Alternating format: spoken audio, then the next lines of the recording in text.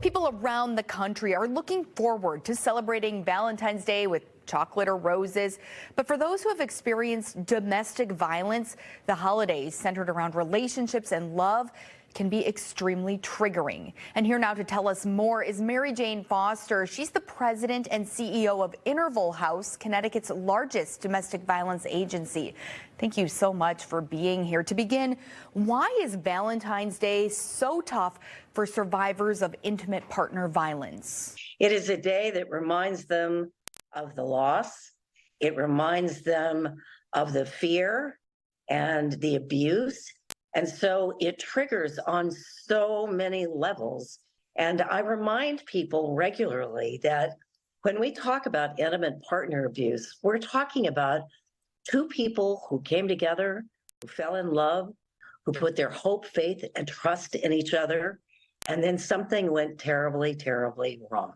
And so this is a very tough day for those people who have survived that. On this holiday, is there heightened danger for people who are currently in a relationship that involves abuse? The victims who are in place, who have not left, are walking on eggshells because it's hard to know what might trigger something on this very special day.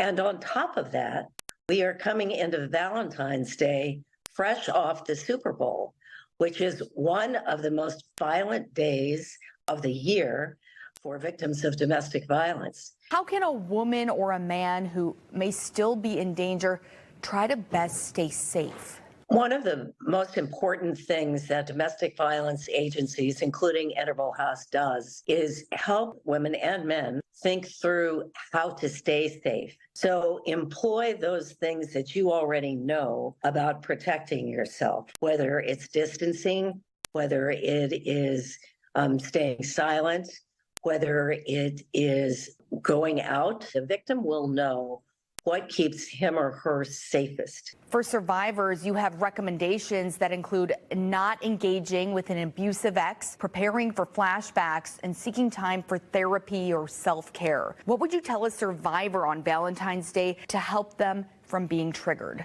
This is a day to remember that you have taken the next steps to your next best life, which will be a life that's without fear and keeps you safe and allows you to live a life that's full and rich. Every year at its safe house, Interval House hosts a Valentine's Day celebration. These are some of the photos from previous years. What's happening during this year's celebration? We have had a donation of gold necklaces with hearts, and they are wrapped in red paper with white hearts and big white bows, and they will be added to decorated cupcakes.